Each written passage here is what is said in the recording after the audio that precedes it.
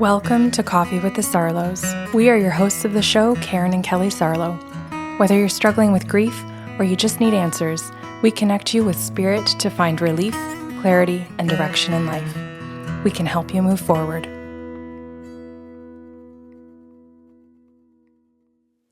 Hi, Kelly. Good morning. How are you today? Sick.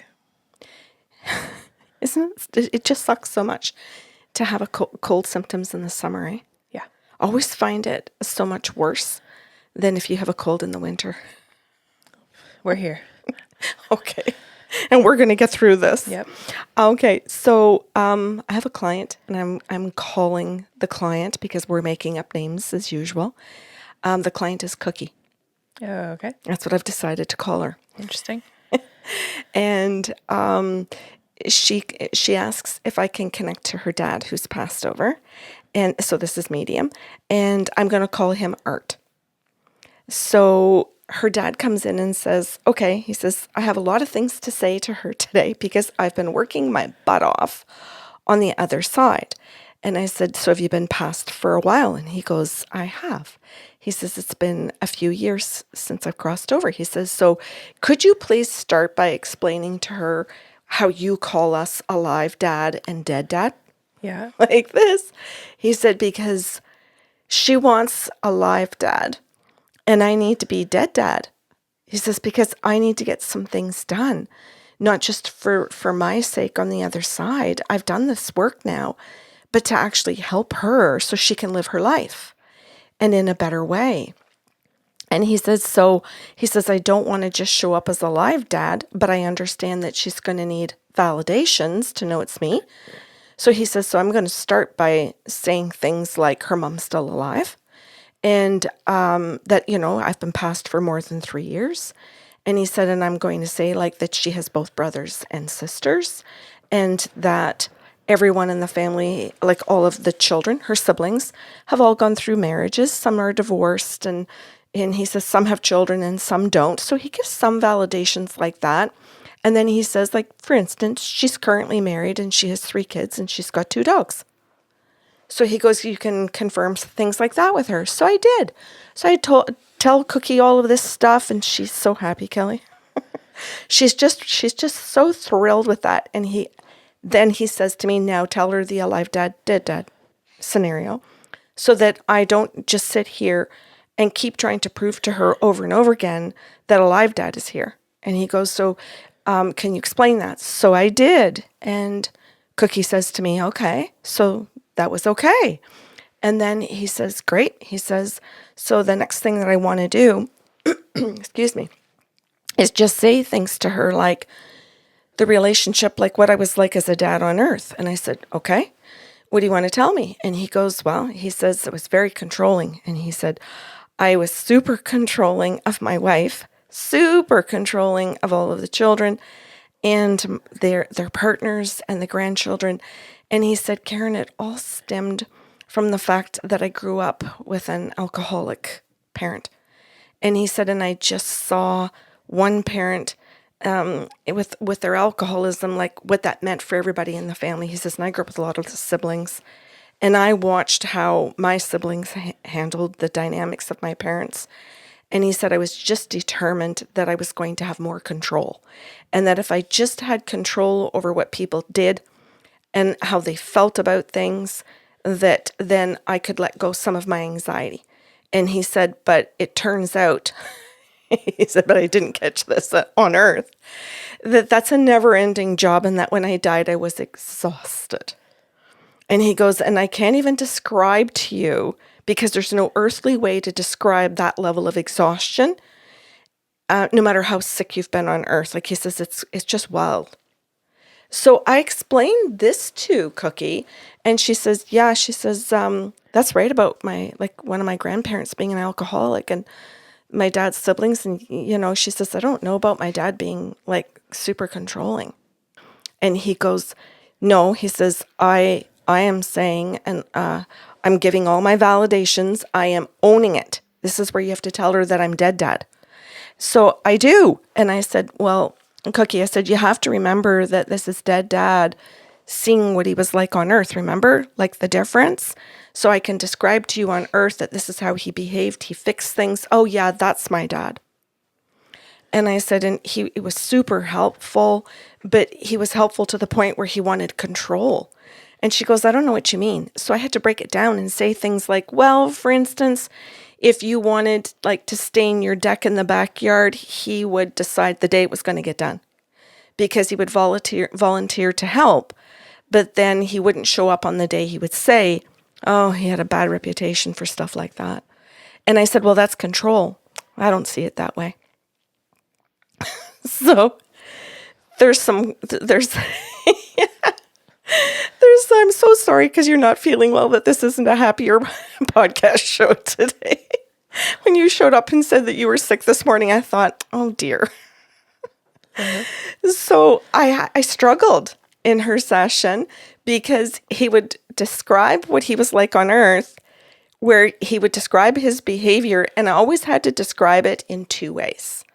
So I had to be able to say he did this, and she'd say yes, and then I'd have to be able to say, well, this is what it really was. And then that's when she would be defensive of him or her or somebody and not deal with it. So he said to me that I'm so sorry. He said, but this is what happens when you have a parent like me and you have a parent like her mother. Like he said, this is the type of session you get. This is the type of, if any of us bothered to go to therapy, he says, every therapist would either be pulling their hair out or they'd be sitting there thinking, cha-ching, I'm going to make a lot of money. And sometimes you do both. Right. Yes, yeah, because there's going to be a lot of layers to peel off. And he says, but Karen, he said, I didn't go to therapy. My wife didn't go to therapy. And it shows. She doesn't. Her husband doesn't. None of the kids in the family do. And as a result, every single one of us are avoidant. Every single one. And he says, so one of the things that I'm learning and that I'm trying to bring to her attention today is that everything is about avoidance. And he said, I want to create and give her examples of where each of us is avoidance. So I tell Cookie that. And she goes, well, I'm willing to listen to that. But she says, I just disagree completely. Well, that's not really willing to listen to that. Yeah. And I said, well, that might also be a part of your avoidance right there. And I can see daggers like this. Yeah, avoidant people are violent in their minds. Oh, yeah. And she goes, well, I don't know about that. She says, why don't you just tell me something that validates that it's my dad?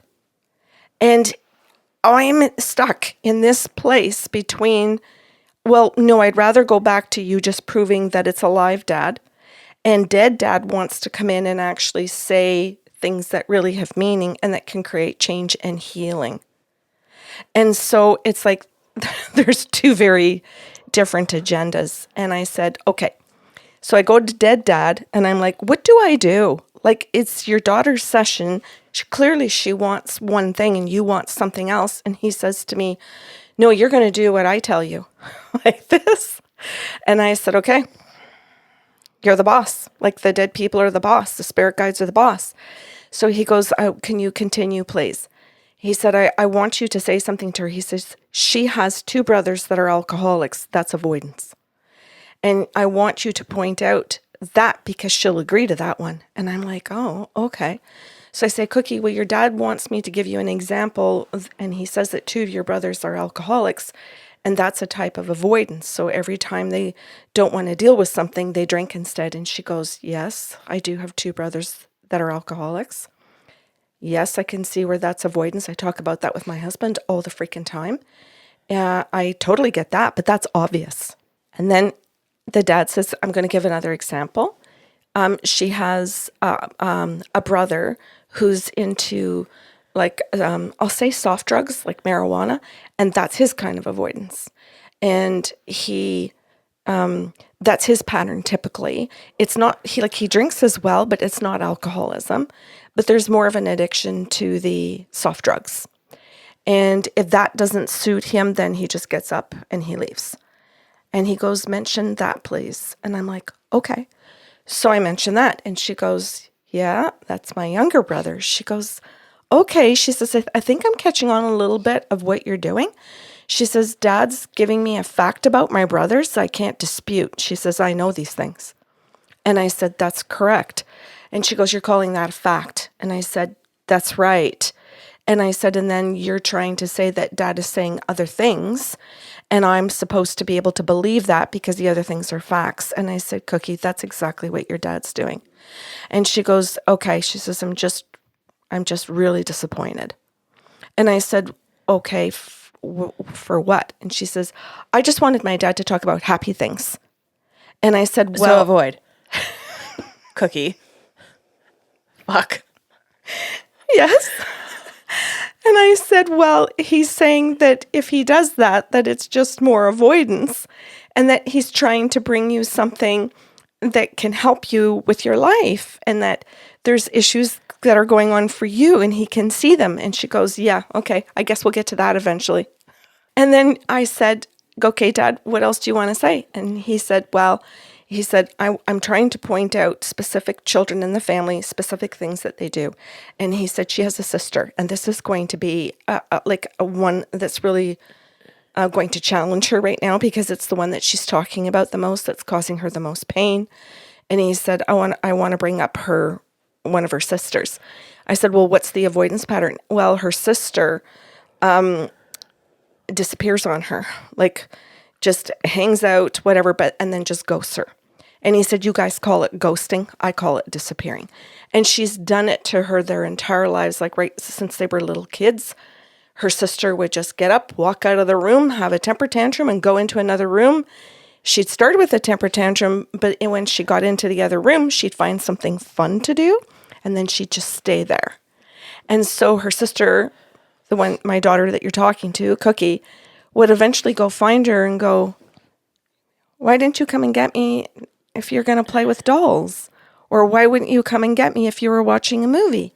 And her sister would just blow her off like, well, whatever. If you want to sit here and watch the movie, you can. But she would disengage and she'd give her cold shoulders. And this has intensified as they've aged. Longer periods of time, worse behaviors, the way that she speaks to her or doesn't speak to her. He says this has been escalating and causing her more pain. And I said, well, what's going on with Cookie? And he goes, well, I raised her to be the people pleaser. And he goes, Avoider. Yes. So she's stuck because she's in the people pleasing avoidant pattern. And he says, what I'm trying to do now, because my entire family won't go to therapy. And I said, Art, how come your entire family won't go to therapy? And he said, oh, that's totally on me. He said, I bashed anything to do with psychology, including Frasier, including Bob Newhart. And he starts naming these shows and I said, oh, wait a minute, can I name those shows? And he goes, you can. He said, because when I saw my kids watching these shows, laughing and having fun, I made sure that I told them they weren't allowed to watch. I censored the shows. He said, so I even censored what they watched on TV or what they listened to, as long as it was my car, my house, my presence. He said, so even when I went into their houses, somebody else would say, well, Dad, this isn't your house. He'd shut it off anyway. My family. So he says, point that out, because that's the facts she's looking for, that I'm here, and my messaging. So I told Cookie all of this stuff. I said, and she sat there and she went, yes. She said, my dad did all these things. That's true. And she said, yeah. She goes, and I'm glad that he's brought this up about my sister, because this is one of the things I wanted to talk about. I wanted to ask my dad about, why is my sister doing this to me? And she says, so I want Dad's answer. And I said, well, Cookie, Art has just given you the answer. That's her type of avoidance. And this is your kind of avoidance. And she goes, I can't see that at all. And I said, that's correct. You can't. And I said, because your dad also cut off all ability for any of you to read books that were helpful, listen to podcasts that were helpful, radio shows, TV shows, movies. He censored everything so that you didn't have access. But he also made sure that everybody in the family had the belief that psychology was just not valid. It wasn't scientific or whatever you want to call it. And she goes, yep, that's my dad. Like this. I said, what do you mean? She goes, well, yeah, he wanted it to be scientific. And he said psychology wasn't scientific. It doesn't sound like he knows what scientific means. Exactly. Oh, Kelly, we had a little chat about that during the session. I had to call a timeout, though, in the session and say, hey, this conversation's not part of channeling, but we can have a conversation as just two human beings. So it was about what science is and what psychology is, and around the fact that science can be as something as the plant sitting in front of you and the beautiful geometric shapes that it is. It's not just proof of everything. Science is a whole bunch of things. It's magical. It's creative. It's wondrous. It's not just proof and math and numbers to say something is real or not real. And she looked at me and she went, Can't see that. It was one of the hardest sessions I've done because of all of these confining beliefs and the grooming that she received from her father and her mother. And then how all of the family has lived under all of this grooming. And so I'm going to say something. The session ended on not a good note. Oh, I'm sorry. Yeah, she was not happy.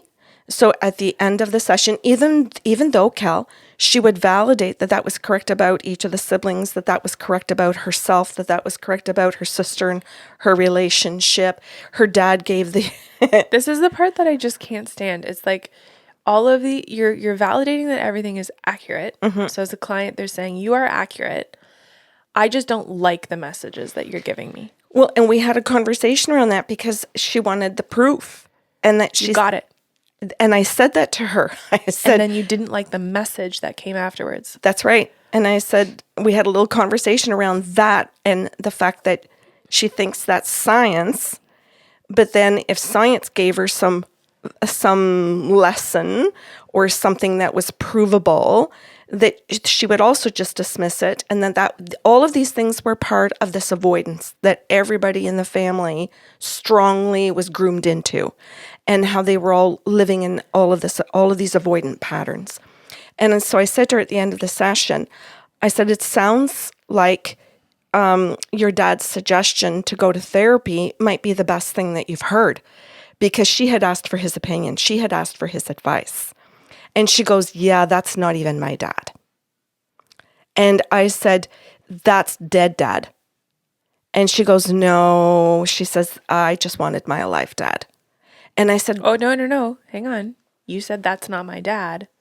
No, I just wanted a live dad. Those are two different things. And like through the entire thing, Kelly, like I had to catch all of those things and be able to slow the conversation down and then call a timeout, because it's not channeling, to be able to actually explain something and educate. Mm-hmm. And also trying to explain to her that her dead dad and her alive dad both showed up. That she wanted both in reality, because she wasn't just looking for an alive dad, because he doesn't exist. And so you're going to a medium for dead dad. And when I said that, she went, oh. Science. Like right there. Oh, like this. So the session ended, and I'm just going to say it was very curt. She just simply said bye, and she exited the Zoom meeting, and that was it. And then I moved on because I had clients after her, and saw them. I went through my day, and I would say it was probably about maybe 3 or 4 days later, I get quite the email from her. And at the beginning of the email, she says, this is why I booked the appointment, and it was very attacking. This is why I booked the appointment and all of that. I wanted, the proof and she goes back to the science stuff. So that was in the first part of the email. And then she says, I spoke to my husband about my session and how I wanted a refund. I wanted a full refund because you didn't do anything that I had asked. And my husband asked if he could watch the Zoom session because she had recorded it. And she said, sure, for shits and giggles. But she wasn't going to waste any of her time listening to me again. So he listened to it. And then she said he came back to her and said, I'd like to discuss it with you. I thought it was fabulous. And she just looked at him or whatever, like I'm just paraphrasing now because this was all in writing in an email, that she had a conversation with him about it, and then they watched it together and had another conversation. So they had both spent 2 hours on this session. Yes. And she said, let me tell you. And then it was the bulk of the email that was really long. And she said, my husband pointed out how abusive I had been to you. Kudos to him. And how ignorant I had been. He also pointed out to me that the way that I had been disrespectful of you is the same way that I have been disrespectful of him. Oh, good Lord. Everything just picked up. Go on. And that my level of avoidance was at a catastrophic level, that it was ending their marriage. And that him seeing this conversation made him realize what a brick wall avoider she was, and that he had no hope to be able to remain in the marriage with her. High five. Proud of you. If anybody's just listening to this and not watching us on YouTube, Kelly high-fived me across the couch because we're facing each other with her foot. Yeah. And I high-fived back with my foot. It was accessible. So we had a foot high five today. Kelly, that's my first foot high five. Thank you. Yeah. That was funny. So then further in her email, oh my God, it was such a good email.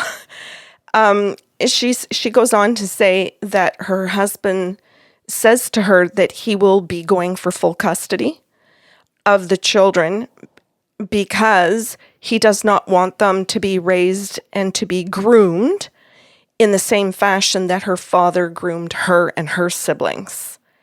And that he will be using the recording and sharing it with the lawyers.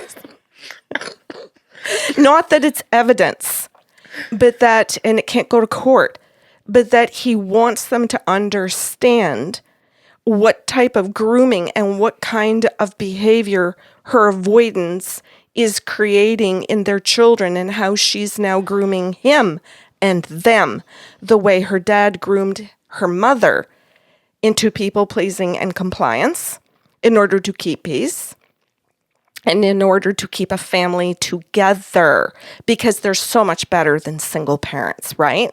So superior. And Science. So yeah. You're right, science. Yes, because science says so. They came out with all the facts about single parents and married parents. Anyway, so I have to stick to this email.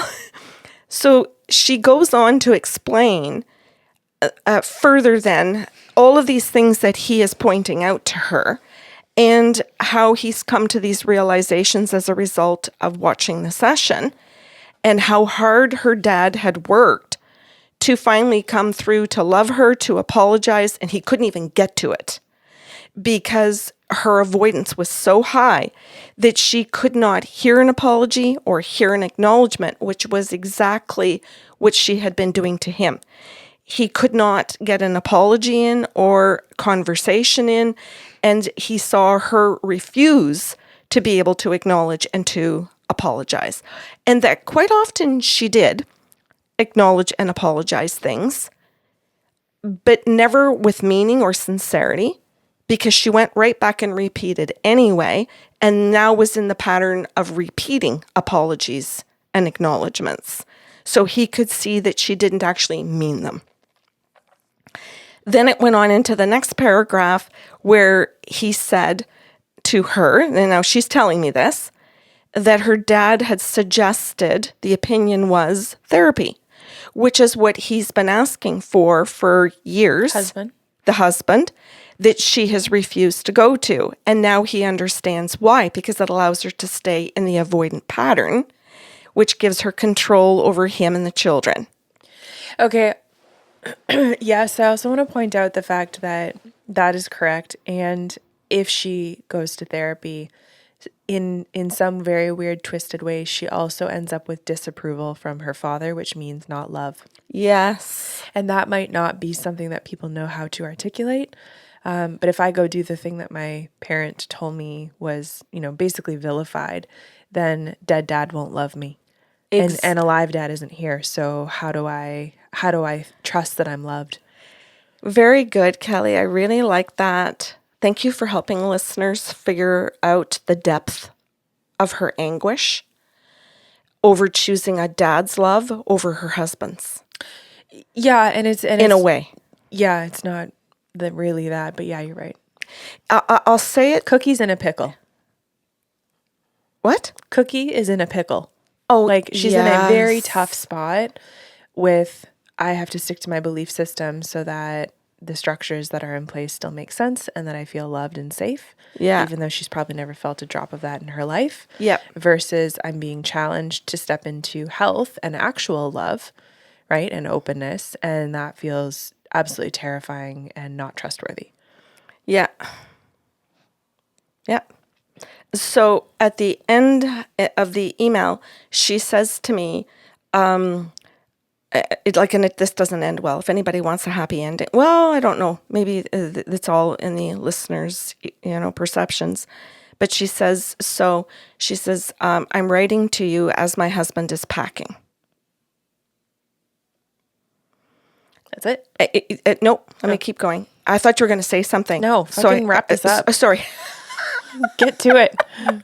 So her last paragraph was, I'm writing this as my husband is packing. And she says, because even though I have acknowledged and done my apology again, for the first time, he's not listening. Bullshit. He is finally listening. Yep. He is no longer limerent. How did it end? At the very end, she wrapped it up so quick, Kelly. She just simply said that the session for 1 hour with me had ended her marriage. Mm-hmm. But that she was booking her first therapy appointment. How long? How many paragraphs? Oh, it was long. I don't know. It was super long. I'm a real lover of efficiency. Okay. All that entire email said, you're right. You were right. I hadn't thought about it that way, but she just said at the very bottom, that he was leaving and that she was going to go to her first therapy session. Curious, by the bottom of the email, was she still asking for the full refund or had she? No, she didn't. Okay, love this. So here, I'm going to say this, kudos to the fucking husband. So thrilled for him. Yeah. Art for probably saving his life by coming through that day and channeling through you. Congratulations. This is one of the biggest reasons that I'm so in love with you as a person because you changed everything, right? Yeah. You burn it down with the most amount of love possible so that all parties have the ability to build from fertile soil, which I just think is the most beautiful gift that you can give someone. That's alchemy, Kelly. Yes, I know. I'm just saying it because people don't really know what alchemy is. Yeah. And then, and this is the cool thing is that you can burn it to the ground, give fertile soil at this point, and they can do that together or apart, and both are beautiful. Yeah. So if he leaves and never comes back, she still has that opportunity to build up her life again in an actual authentic way. And I think that is incredible. So Cookie with love, grow the fuck up. And also kudos, because I think writing that email actually took a ton of gumption because it really was an email saying you and dad were correct. Right? She is, even though she's maybe coming out in some verbally abusive ways and still attacking in some ways, she is ultimately saying, yep, nailed it. Exactly. And even if I refuse to see it, somebody else on this earth is also validating how right you are in the husband. Yes. And I read the email once, like at the very beginning, Kelly. I read the first paragraph and I had to reread the first Yeah, I bet. paragraph because I read the first paragraph and thought, oh boy, is this a delete one where I just have to like scratch it and not sit here and tolerate, 6 paragraphs of abuse? This is like a print it, frame it, remember why you do what you do on the days that the bad Facebook reviews come in, or the scathing Instagram messages come in, or the people, hang up on the calls and say you're not worth it. Yes. And meeting on the Zoom call while I'm in the middle of a sentence. Yeah. And so I read it full. And when I read it full, I could actually feel and see all of the different things that had transpired inside of Art and Cookie. Yep. Yeah, because something inside of her had to have a beautiful crack, right? The cracking of the egg that we talk about, for her to book the therapy session. Now, I'm not going to give her too much credit here. Yeah. She may have booked that as a last-ditch effort to say, see, I'm doing something, and we'll do nothing about it. We hear this all the time in couples. However, she has an opportunity. Yeah, exactly. Congratulations. Sounds like you earned every penny. You and Art. Exactly. Thank you for listening to Coffee with the Sarlos. If you enjoyed the show today, please be sure to subscribe on your podcast platform and leave a review. New shows will air every other Saturday.